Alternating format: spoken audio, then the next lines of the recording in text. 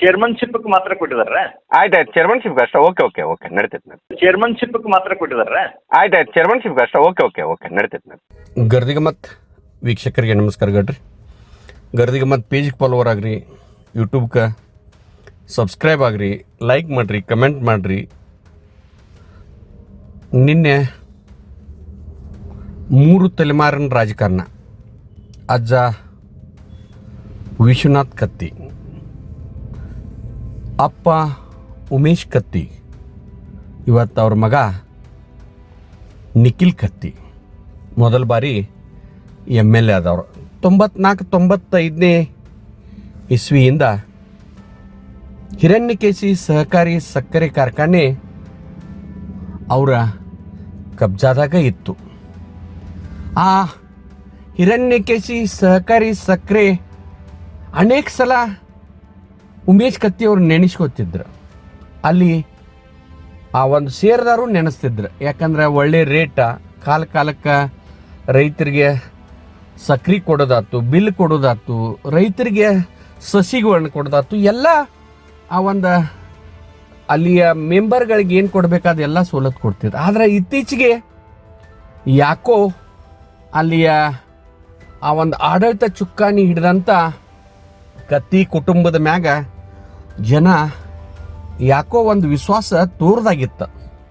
ಒಟ್ಟಾರೆ ವಾಸಲ ನಮ್ಮ ವೈನಿ ಅಲ್ಲಿಯ ರೈತರ ಬಾಕಿ ಬಿಲ್ ಕೊಡಿಸೋ ಸಲುವಾಗಿ ಒಂದು ಹೋರಾಟ ಕೇಳಿದಾಗ ಹಿರಣ್ಯಕೇಶಿ ಸಹಕಾರಿ ಸಕ್ರೆ ರೈತರ ಬಿಲ್ ಹಾಕಿದ್ರು.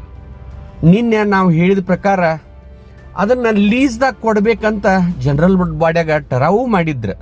ಸಂಸ್ಥಾ ನುಕ್ಸಾನ್ದಾಗ ಐತಂತೇಳಿ.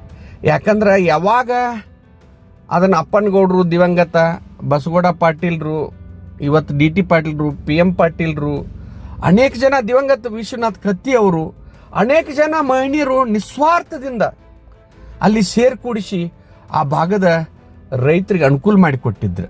ಯಾಕೋ ಒಂದು ಇದನ್ನ ಲೀಸ್ ಮ್ಯಾಗ ಕೊಡುವಂಥ ವಿಷಯಕ್ಕೆ ಬಹಳಷ್ಟು ಜನ ಅಲ್ಲಿ ಸರ್ವ ಸದಸ್ಯರಾತು, ಕತ್ತಿ ಕುಟುಂಬದ ಆತ್ಮೀಯರಾತು, ಸಾಕಷ್ಟು ಬಾರಿ ರಮೇಶ್ ಕತ್ತಿ ಅವರಿಗೆ, ಹಾಲಿ ಚೇರ್ಮನ್ರಾದಂಥ ಶಾಸಕರಾದಂಥ ನಿಖಿಲ್ ಕತ್ತಿ ಅವರಿಗೆ ಅದನ್ನೊಂದು ಬಿಟ್ಟು ಕೆಲಸ ಬೇಕಾದ ಮಾಡೋನು, ನಿಮ್ಮ ಕುಟುಂಬದ ಸಲುವಾಗಿ ನಾವು ಏನು ಬೇಕಾದ ತ್ಯಾಗ ಮಾಡಕ್ಕೆ ರೆಡಿ ಅದೇವು, ಆದ್ರೆ ಆ ಲೀಸ್ ಕೊಡೋದು ಬೇಡ ಅಂತ ಹಟ್ಟಿ ಹಿಡಿದಿದ್ರು.